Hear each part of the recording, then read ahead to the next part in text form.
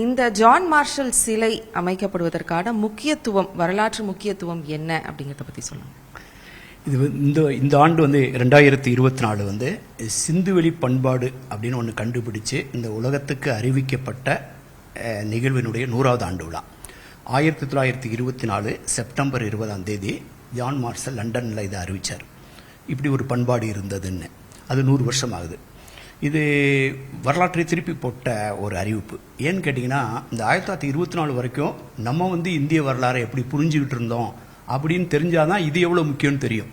அது வரைக்கும் எல்லாருடைய புரிதல், உலகத்தோடைய புரிதல், நம்மளுடைய புரிதல், நமக்கு சொல்லப்பட்ட புரிதல் எல்லாமே வேதத்தில் தான் எல்லாமே தொடங்கியது. வேத காலத்தில் தொடங்கியது ஒரு பண்பட்ட நாகரிகம் சொல்லி கொடுக்கப்பட்டு இப்படி தான் நம்ம பழகியிருக்கோம். இங்கே அமெரிக்காவில் நியூயார்க் அப்படின்னு சொல்கிறோம், மன்ஹாட்டன் ஏரியான்னு சொல்கிறோம்.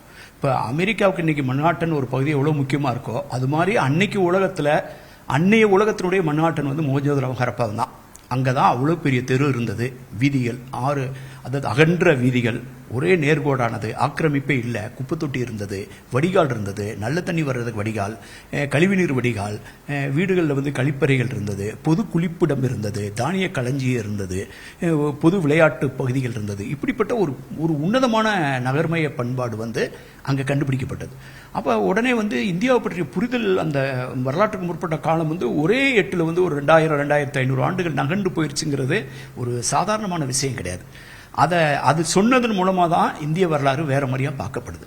அப்போ தான் இதில் சொல்லப்பட்ட விஷயத்துக்கும் வேதங்கள் மற்றங்களை சொல்கிறதுக்கும் சம்பந்தம் இல்லைன்னு தெரிஞ்சவன தான் சுனித்குமார் சாட்டர்ஜி இந்த மாதிரி தொடக்கத்திலேருந்தே இது வேத காலத்திற்கு முற்பட்ட ஆரியர்கள் அல்லாத அநேகமாக திராவிடரோடு தொடர்புடைய தொல்தமிழ் தொன்மங்களோடு தொடர்புடைய எல்லாம் சட்டர்ஜியே சொல்ல ஆரம்பித்தார். அப்போ இருந்து இது தொடர்ந்து பேசப்பட்டு வருது. அதனால் இது வரலாற்று சிறப்பு மிக்க ஒரு அறிவிப்பாகும். கீழடி சிவகலை இது ஒரு புதிய எழுச்சியை கொடுத்துருக்கு.